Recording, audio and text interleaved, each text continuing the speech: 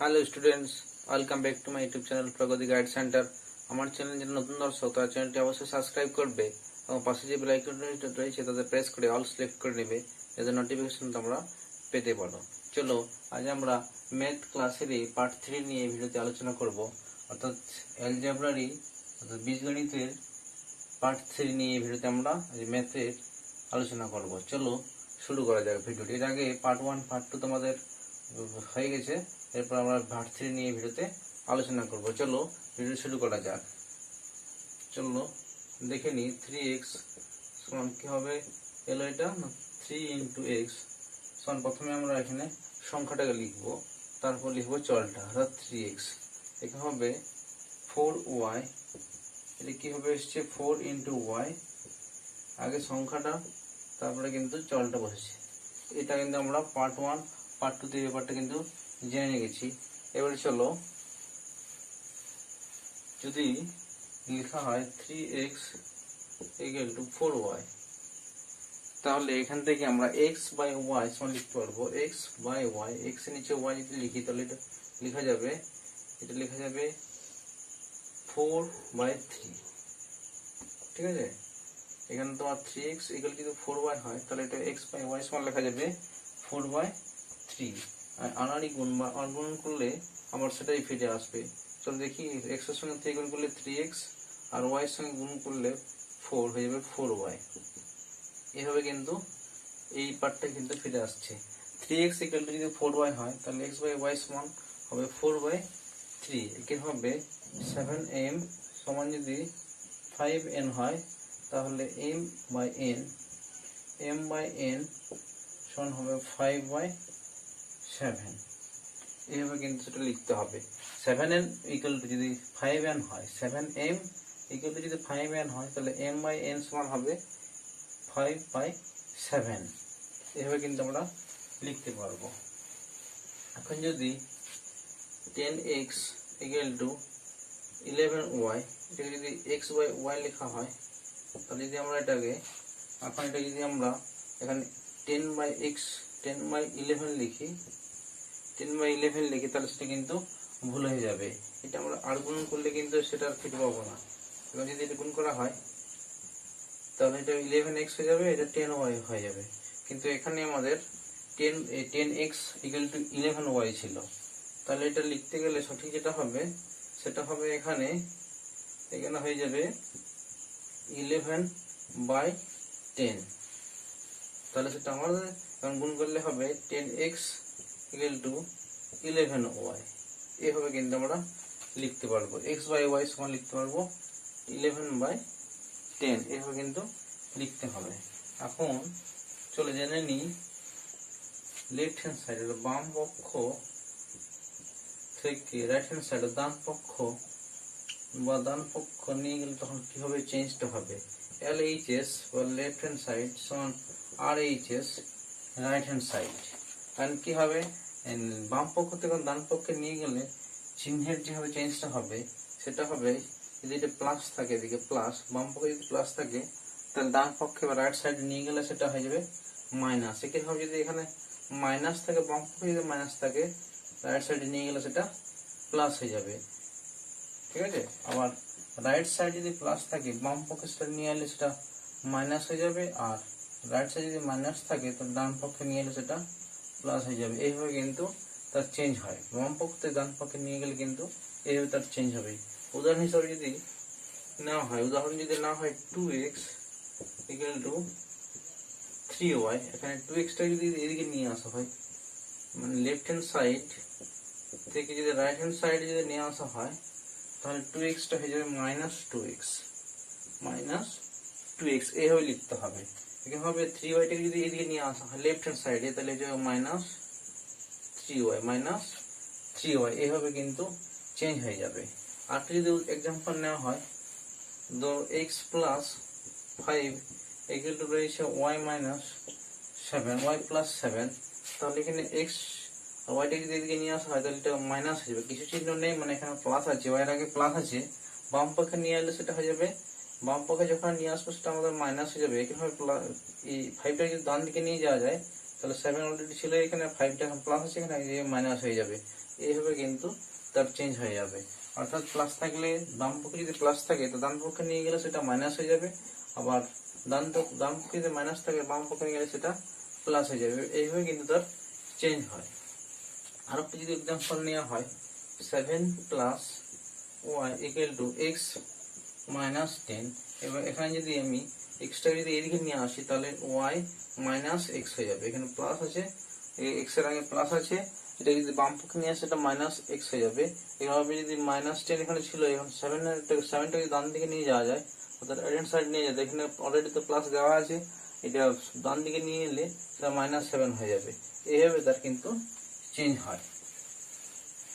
এখন যদি লেখা হয় 3x equal to 0, 3x equal to 0, এখন x সমান লেখা যাবে, এখান থেকে x সমান লেখা যাবে 0/3।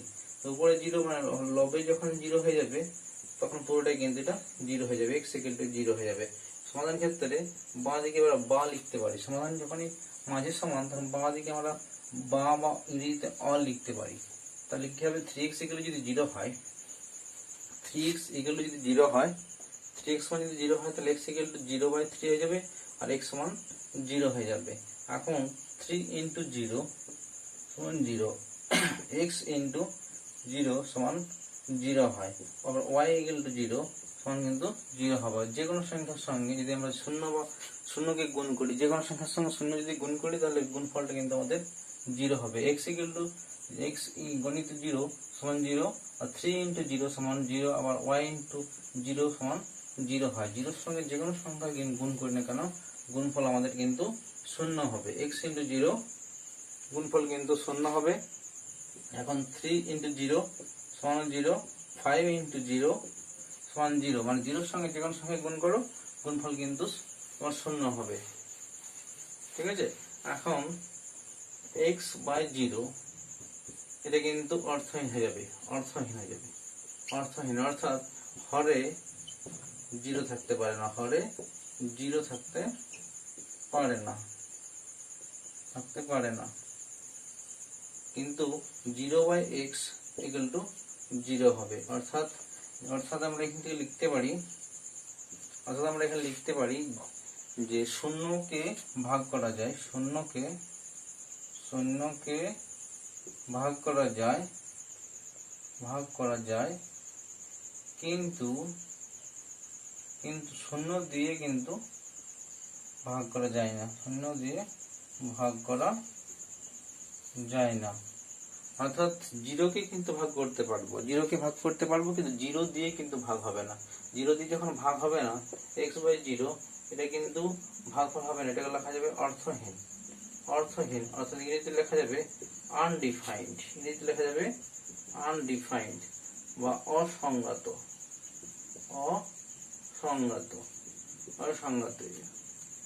এখানে যখন হরে যখন 0 দেখতে পাবো, হরে যখন 0 দেখতে পাবো সেটা কিন্তু তার ভাগ হবে না, সেটা আনডিফাইন্ড হবে, অর্থাৎ অর্থহীন হয়ে যাবে বা অসংজ্ঞাত বলা হবে।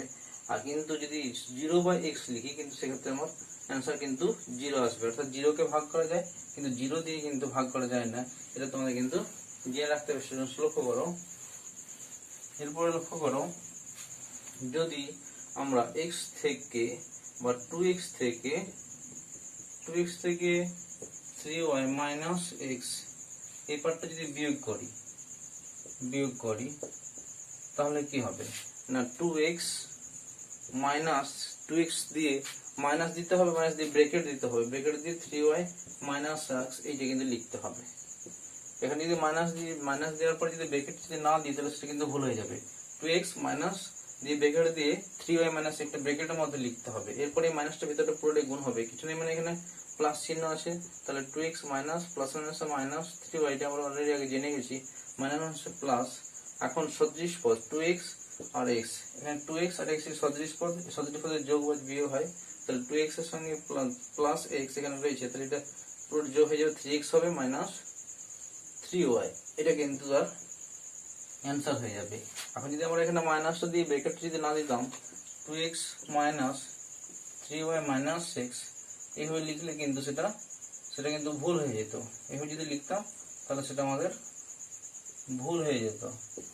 রাইট অ্যান্সারটা কিন্তু এইভাবে করতে হবে, মাইনাস দেওয়ার পরে সেটা ব্র্যাকেট দিতে হবে, ব্র্যাকেট দিয়ে এই মাইনাসের ভিতরে পুরোটাই গুণ করতে হবে, মাইনাস প্লাস, এখানে যে প্লাস ইন্টু মাইনাস, এটা গুণ হয়েছে, গুণ করে আমরা এখানে মাইনাস পেলাম। আবার যদি মাইনাস সঙ্গে প্লাস গুণ হয় তাহলে সেক্ষেত্রে মাইনাস হবে। বিপরীত চিহ্ন গুণফল সর্বদাই মাইনাস হয়। একই রকম চিহ্ন বা প্লাস, একই রকম চিহ্ন যদি হয়, প্লাসের সঙ্গে প্লাস যদি গুণ করা হয় তো একই রকম চিহ্ন সর্বদাই প্লাস হবে, আর বিপরীত চিহ্ন সর্বদাই মাইনাস হবে। একই রকম চিহ্নের গুণ plus plus plus into plus সমান প্লাস, আর মাইনাস ইন্টু মাইনাস সমান প্লাস হয়। একই রকম চিহ্নের গুণফল সর্বদাই প্লাস, আর বিপরীত চিহ্নের গুণফল সর্বদাই মাইনাস হয়। এটা কিন্তু আমরা অলরেডি পূর্বে জেনে গেছি। এখন বাম পক্ষে LHS বা বাম পক্ষ থেকে ডান পক্ষ রাইট হ্যান্ড সাইড যদি নিয়ে যেতে হয় তাহলে কি হবে, এইদিকে যদি আমরা বর্গ দেখতে পাই, বাম পক্ষে যদি বর্গ দেখতে পাই স্কোয়ার, সেটা ডান পক্ষে গিয়ে সেটা কিন্তু বর্গমূল হয়ে যাবে। ডান পক্ষে গিয়ে সেটা কি হবে না, বর্গমূল হয়ে যাবে, স্কোয়ার রুট হয়ে যাবে। লেফট হ্যান্ড সাইডের বাম পক্ষে যদি আমরা বর্গ দেখতে পাই, সেটা ডান সাইডে নিয়ে গেলে, রাইট হ্যান্ড সাইডে নিয়ে যাই, সেটা বর্গমূল হয়ে যাবে। এখানে হবে ডান দিকে বা ডান সাইডে যদি বর্গমূল থাকে, সেটা বাম দিকে নিয়ে এলে সেটা স্কোয়ার বা বর্গ হয়ে যাবে, স্কোয়ার হয়ে যাবে। লেফট হ্যান্ড সাইডে যদি বর্গ দেখতে পাই তাহলে ডান দিকে সেটা বর্গমূল হয়ে যাবে, আবার ডান দিকে যদি বর্গমূল দেখতে পাই বাম দিকে নিয়ে এলে সেটা স্কোয়ার হয়ে যাবে। একই হবে এদিকে যদি বাম পক্ষে যদি আমরা গুণ দেখতে পাই, তো ওই গুণ দেখতে পাই তাহলে ডান দিকে গিয়ে সেটা ভাগ হয়ে যাবে। আবার ডান দিকে যদি ভাগ থাকে সেটা বাম দিকে সেটা গুণ হয়ে যাবে। এক্সাম্পল হিসাবে যদি না হয়, রুট এক্স ইকুয়াল টু 5, এখানে দেখো বাম দিকে কিন্তু বর্গমূল রয়েছে, এখন এটাকে যদি ডান দিকে নিয়ে যাওয়া যায় তাহলে এটা x ইকুয়াল টু হয়ে যাবে 5 স্কোয়ার। এটা आंसर হবে 25, x ইকুয়াল টু হয়ে যাবে 25।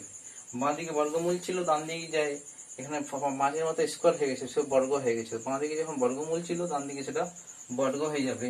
একই রকম হবে যদি আমরা লিখি x স্কোয়ার সমান লিখি 25, যে বর্গ আছে, বাম দিকে বর্গ আছে, ডান দিকে নিলে সেটা ডান দিকে গিয়ে সেটা বর্গমূল হয়ে যাবে, অর্থাৎ 25-এর বর্গমূল হয়ে যাবে। এখানে অ্যান্সার হিসেবে x ইকুয়াল টু 5। আর সমাধান মাঝে যখন সমান চিহ্ন থাকবে তখন সে সমাধান আমরা বাংলায় বা ইংরেজিতে অর লিখতে পারি। এখানে বা অর লিখতে হবে। মাঝে সমান যখন থেকে যাবে 3x ইকুয়াল ধরো 5 রয়েছে, এখানে আমরা বা অর লিখতে পারি। এখানে আমরা লিখতে পারি x ইকুয়াল টু 5/3। যেহেতু এখানে x এর সঙ্গে 3টে গুণের আকার রয়েছে, এখানে x সমান 3টে ডান দিকে নিয়ে এসেছি, এখানে ভাগ হয়ে গেছে। 5/3 মানে এখানে 5কে 3 দিয়ে ভাগ হয়ে গেছে, ছিল গুণ, অর্থাৎ এখানে ছিল 4x সমান ছিল এখানে ধরো 7, এটা গুণ আছে, x এর সঙ্গে 4টা কিন্তু গুণ আছে। এখানে যদি আমি এখানে x টা রেখে নিই আর 4টাকে ডান দিকে নিয়ে যাই তাহলে সেটা ভাগ হয়ে যাবে, নিচে চলে যাবে, 7/4 হয়ে যাবে।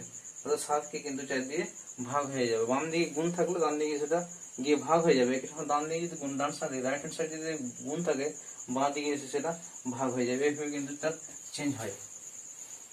এখন চলো কতগুলো আমরা স্কোয়ার নিয়ে সেগুলো বর্গমূল করি। x স্কোয়ার সমান ধরো 25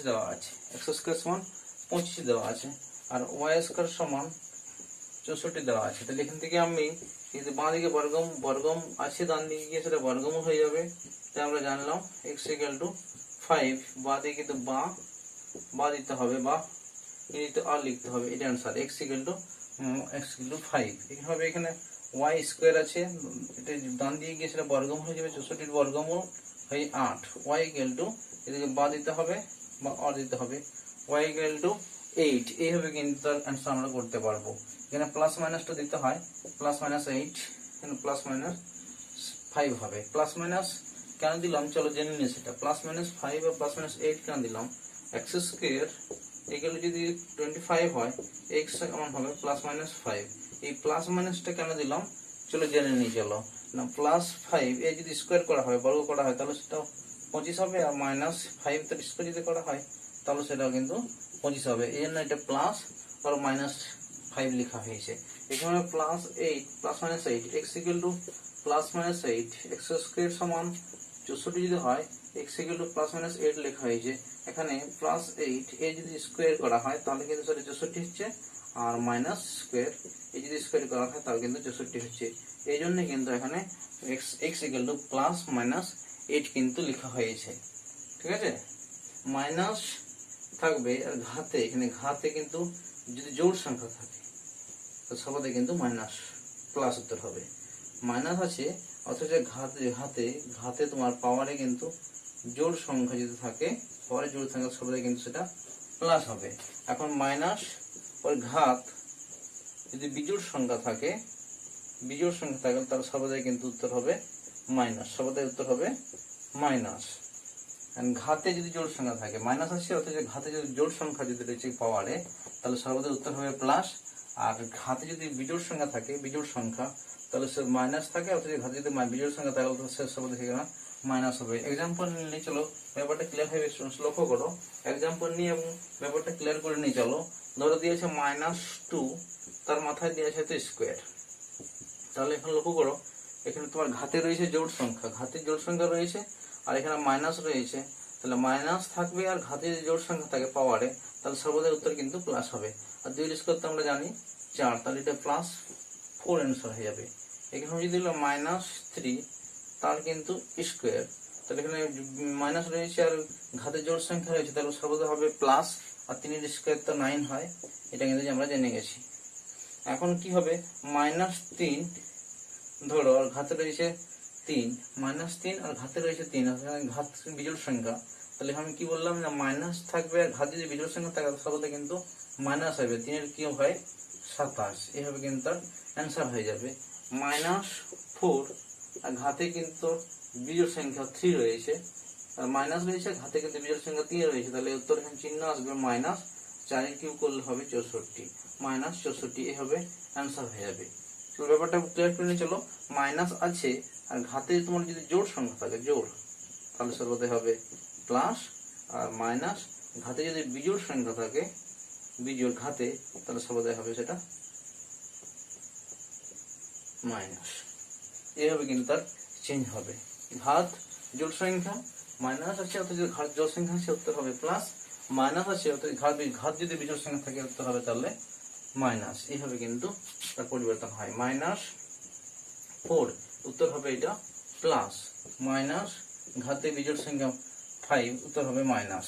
এইভাবে জোড় সংখ্যা থাকলে হয়ে যাবে মাইনাস হচ্ছে, অথচ ঘাতে যদি জোড় সংখ্যা থাকে তাহলে হয়ে যাবে প্লাস, আর মাইনাস ঘাতে যদি ঘাত বা পাওয়ার যদি বিজোড় সংখ্যা তাহলে উত্তর হবে মাইনাস। এইভাবে কিন্তু তার চেঞ্জ হয়। আজ অ্যালজেব্রারি পার্ট 3 নিয়ে আমরা এই ভিডিওতে আলোচনা করলাম। দেখা হচ্ছে নেক্সট ভিডিওতে। ততক্ষণ তোমরা সুস্থ থাকো, পরিবার প্রতি খেয়াল রাখো। জয় হিন্দ, বন্দে মাতরম। Thanks for watching.